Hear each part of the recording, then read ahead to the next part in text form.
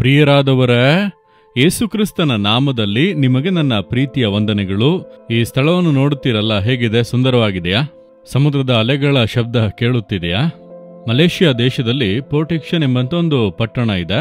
ಬಹಳ ಸುಂದರವಾದಂಥ ಒಂದು ಸ್ಥಳ, ಸಮುದ್ರ ತೀರದಲ್ಲಿ ಇರುವಂತ ಸುಂದರವಾದಂಥ ಒಂದು ಭಾಗ ಇದು. ಆ ಸಮುದ್ರ ತೀರದಲ್ಲಿ ನಿಂತ ನಿಮ್ಮೊಟ್ಟಿಗೆ ಮಾತನಾಡುತ್ತಾ ಇದ್ದಾನೆ. ಈ ಕಡೆ ನೋಡಿರಿ ಸಮುದ್ರ, ಈ ಕಡೆ ನೋಡಿರಿ ತೆಂಗಿನ ಮರ ಇದೆ ಅಲ್ಲವಾ? ಸಮುದ್ರ ತೀರಕ್ಕೆ ಅಂಟಿಕೊಂಡಂತೆ ಒಂದು ತೆಂಗಿನ ಮರ ನೋಡೋದಕ್ಕೆ ಸುಂದರವಾಗಿದೆ. ಸಾಧಾರಣವಾಗಿ ತೆಂಗಿನ ಮರಗಳು ನದಿ ಅಥವಾ ಕಾಲುವೆಗಳ ಬಳಿಯಲ್ಲಿ ಚೆನ್ನಾಗಿ ಬೆಳೆಯುತ್ತವೆ. ಅದರಲ್ಲಿ ಸಮುದ್ರ ತೀರದಲ್ಲಿಯೇ ಇದೆ. ನೋಡುವುದಕ್ಕೆ ಬಹಳ ಸುಂದರವಾದಂಥ ಒಂದು ದೃಶ್ಯವಾಗಿದೆ. ಮನಸ್ಸಿಗೆ ಬಹಳ ಸಂತೋಷವಾಗಿದೆ. ಈ ಸಮುದ್ರ ತೀರದಲ್ಲಿ ಕುಳಿತು ಸಮುದ್ರದ ಅಲೆಗಳ ಶಬ್ದವನ್ನು ಕೇಳಿದರೆ ಮನಸ್ಸಿಗೆ ಸಂತೋಷ ಉಂಟಾಗುತ್ತದೆ. ನೋಡಿದ್ದೀರಾ? ಅದರಲ್ಲೂ ಕೂಡ ನೀವು ಒಬ್ಬಂಟಿಯಾಗಿ ಹೋಗಿ ಕುಳಿತು ಇದನ್ನು ಸವಿದರೆ, ದೇವರು ಇಷ್ಟು ದೊಡ್ಡ ಸಮುದ್ರವನ್ನು ನಿರ್ಮಿಸಿ ಅಲೆಗಳನ್ನು ಉಂಟು ಮಾಡಿ ಅದಕ್ಕೊಂದು ಎಲ್ಲೆಯನ್ನು ನೇಮಿಸಿ, ಅಲೆಗಳು ಹಾಗೆ ಬರುತ್ತವೆ, ಹಾಗೆ ಹಿಂತಿರುಗಿ ಹೋಗುತ್ತವೆ. ನೋಡುವುದಕ್ಕೆ ಸುಂದರವಾಗಿರುತ್ತದೆ. ಅದೇ ರೀತಿಯೇ ನಮ್ಮ ಜೀವಿತದಲ್ಲೂ ಅಲೆಯಾಗಿ ಸಮಸ್ಯೆಗಳು ಬರಬಹುದು. ದೂರದಿಂದ ನೋಡಿದರೆ ಬಂದು ನುಂಗಿಬಿಡುವಂತೆ ಕಾಣುತ್ತದೆ. ಹತ್ತಿರ ಬಂದ ಕೂಡಲೇ ಹಾಗೆ ಹಿಂತಿರುಗಿ ಹೋಗುತ್ತದೆ. ಯಾಕೆಂದ್ರೆ ನಿಮ್ಮ ಸಂಗಡ ಒಬ್ಬರು ಇದ್ದಾರಲ್ಲ, ದೇವರಾದ ಯೇಸು. ಸಮುದ್ರವನ್ನೇ ಉಂಟು ಮಾಡಿದ ದೇವರು, ಭೂಮಿ ಆಕಾಶಗಳನ್ನು ಉಂಟು ಮಾಡಿದ ದೇವರು. ಆತನು ಸಂಗಡ ಇರುವುದರಿಂದ ಸಮಸ್ಯೆಗಳು ಬರುತ್ತವೆ, ಹಿಂಜಾರಿ ಹೋಗುತ್ತವೆ. ನಿಮ್ಮ ಜೀವಿತದಲ್ಲಿ ಇಂದು ಎಷ್ಟೇ ಸಮಸ್ಯೆಗಳು ಬಂದಿದ್ದರೂ ಅದು ಹಿಂಜಾರಿ ಹೋಗುವುದನ್ನು ನೀವು ನೋಡುವಿರಿ. ಅದಕ್ಕೆ ಏನು ಕಾರಣ ಗೊತ್ತಾ? ದೇವರು ನಿಮಗೊಂದು ಮಾತು ಕೊಡುತ್ತಾರೆ. ರೋಮಾಪುರದವರಿಗೆ 16ನೇ ಅಧ್ಯಾಯ 20ನೇ ವಾಕ್ಯದಲ್ಲಿ, ಶಾಂತಿದಾಯಕನಾದ ದೇವರು ಶೀಘ್ರವಾಗಿ ಸೈತಾನನನ್ನು ನಿಮ್ಮ ಕಾಲುಗಳ ಕೆಳಗೆ ಹಾಕಿ ತುಳಿಸಿ ಬಿಡುವನು. ಸೈತಾನನು ಅವನೇ ನಮ್ಮ ವಿರೋಧಿ. ಈ ಸಮಸ್ಯೆಗಳಿಗೆಲ್ಲ ಯಾರು ಕಾರಣ? ಅಲೆಯಾಗಿ ಸಮಸ್ಯೆಗಳು ಬರುತ್ತಲೇ ಇದೆ. ಒಂದರ ಹಿಂದೆ ಒಂದು ಮುಗಿದರೆ ಮತ್ತೊಂದು, ಒಂದು ಮುಗಿದರೆ ಮತ್ತೊಂದು ಸಮಸ್ಯೆಗಳು. ಮನೆಯಲ್ಲಿ ಸಮಸ್ಯೆ ಮುಗಿದರೆ ಆಫೀಸ್ನಲ್ಲಿ ಸಮಸ್ಯೆ, ಆಫೀಸ್ನಲ್ಲಿ ಸಮಸ್ಯೆ ಮುಗಿದರೆ ಮನೆಯಲ್ಲಿ ಸಮಸ್ಯೆ, ಇಲ್ಲ ಬಿಸ್ನೆಸ್ನಲ್ಲಿ ಸಮಸ್ಯೆ. ಈ ರೀತಿ ಯಾವ ಕಡೆ ನೋಡಿದರೂ ಬರುತ್ತಲೇ ಇದೆ ಅಂದುಕೊಳ್ಳುತ್ತೀರಾ? ಬರುತ್ತದೆ, ನಿಮಗೆ ಕೇಡು ಮಾಡುವುದಿಲ್ಲವಲ್ಲ? ಈ ಸಮಸ್ಯೆಗಳಿಗೆ ಏನು ಕಾರಣ? ನಿಮಗೆ ಒಬ್ಬ ಶತ್ರು ಇದ್ದಾನೆ. ಅವನು ಪಿಶಾಚನು, ಅವನು ಸೈತಾನನು ಎಂಬವನು, ಕಣ್ಣಿಗೆ ಕಾಣದೇ ಇರುವಂತ ಶತ್ರು. ಅವನು ಆತ್ಮೀಕ ಲೋಕದಲ್ಲಿ ಕಾರ್ಯ ಮಾಡುವವನು. ಈ ಶತ್ರು ನಿಮಗೆ ಇರುವುದರಿಂದ ಅವನು ಯಾಕೆ ನಮಗೆ ಶತ್ರು ಆಗಿರಬೇಕು ಅಂದುಕೊಳ್ಳುತ್ತೀರಾ? ನೀವು ಯೇಸುವಿನ ಮಕ್ಕಳಾಗಿ ಬದಲಾದಿರಲ್ಲ, ಯೇಸುವಿನೊಂದಿಗೆ ನಡೆಯಲು ಆರಂಭಿಸಿದ್ದೀರಲ್ಲ, ಅವನು ಯೇಸುವಿಗೆ ವಿರೋಧಿ. ಹಾಗಾಗಿ ನೀವು ಯೇಸುವಿನ ಮಕ್ಕಳಾಗಿರುವುದರಿಂದ ನಿಮ್ಮನ್ನು ವಿರೋಧವಾಗಿ ನೋಡುತ್ತಾನೆ. ಆದ್ದರಿಂದ ನಿಮ್ಮನ್ನು ಡಿಸ್ಟರ್ಬ್ ಮಾಡುತ್ತಾ ಇದ್ದರೆ, ಮಕ್ಕಳಿಗೆ ಬಾಧೆ ಅಂದರೆ ಅದು ಯಾರನ್ನು ಹೆಚ್ಚಾಗಿ ಬಾಧಿಸುತ್ತದೆ? ಹೆತ್ತವರನ್ನು ತಾನೆ, ತಂದೆಯನ್ನು ತಾನೆ.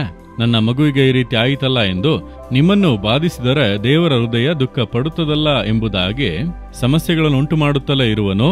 ಆದರೆ ಆತನು ಸುಮ್ಮನೆ ಇರುವನ? ಆತನು ತಂದೆ ಅಲ್ಲವಾ?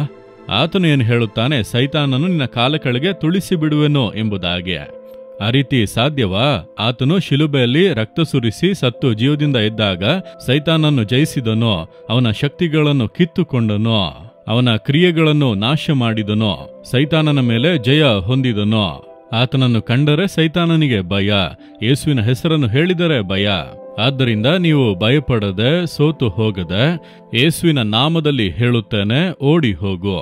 ಯೇಸುವಿನ ನಾಮದಲ್ಲಿ ನನಗೆ ಡಿಸ್ಟರ್ಬ್ ಮಾಡಬೇಡ ಎಂಬುದಾಗಿ ಅಪ್ಪಣೆ ಕೊಡುತ್ತೇನೆ. ನೀವು ಹೇಳಿ ನೋಡಿರಿ, ಪರಿಸ್ಥಿತಿ ಬದಲಾಗುತ್ತದೆ. ಯಾಕಂದ್ರೆ ಅವನ ತಲೆಯನ್ನು ಜಜ್ಜಿ ನಿಮ್ಮ ಕಾಲ ಕೆಳಗೆ ಹಾಕುತ್ತೇನೆಂದು ಹೇಳುತ್ತಾರೆ. ಅವನು ತಲೆಯ ಮೇಲೆ ಹತ್ತಿ ನಮ್ಮನ್ನು ದಾಸರನ್ನಾಗಿ ಮಾಡಬೇಕೆಂದು ಯೋಚಿಸುತ್ತಾನೆ. ದೇವರು ಹೇಳುತ್ತಾರೆ, ಅವನನ್ನು ನಿನ್ನ ಕಾಲುಗಳ ಕೆಳಗೆ ಹಾಕುತ್ತೇನೆ ಎಂಬುದಾಗಿ. ಯೇಸು ತನ್ನ ಕಾಲುಗಳಿಂದ ಅವನ ತಲೆಯನ್ನು ಜಜ್ಜಿ ಹಾಕಿದನೆಂಬುದಾಗಿ ವಾಕ್ಯದಲ್ಲಿ ನೋಡುತ್ತೇವೆ. ಯೇಸುವಿನ ಕಾಲ ಕೆಳಗೆಯೇ ಆ ಸೈತಾನ.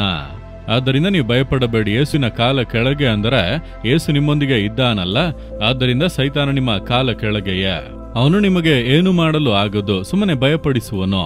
ಸುಮ್ಮನೆ ಗಾಳಿಯೊಂದಿಗೆ ಗುದ್ದಾಟ ಎಂದು ಹೇಳುತ್ತಾರಲ್ಲ, ಸೈತಾನ ಹಾಗೆ ಮಾಡುವುದು. ಭಯಪಡಿಸಿ ಆ ಭಯವನ್ನು ಇಟ್ಟುಕೊಂಡು ನಮಗೆ ಕೇಡು ಮಾಡಲು ನೋಡುತ್ತಾನೆ. ನೀವು ಭಯಪಡದೆ ಧೈರ್ಯವಾಗಿ ನೀನು ಏನು ಮಾಡಲು ಸಾಧ್ಯ? ಯೇಸು ನಿನ್ನ ತಲೆಯನ್ನು ಜಜ್ಜಿ ಹಾಕಿದನಲ್ಲ, ಶಿಲುಬೆಯಲ್ಲಿ ನಿನ್ನನ್ನು ಜಯಿಸಿದನಲ್ಲ, ನೀನು ಜಯಿಸುವುದಕ್ಕೆ ಸಾಧ್ಯವಾ?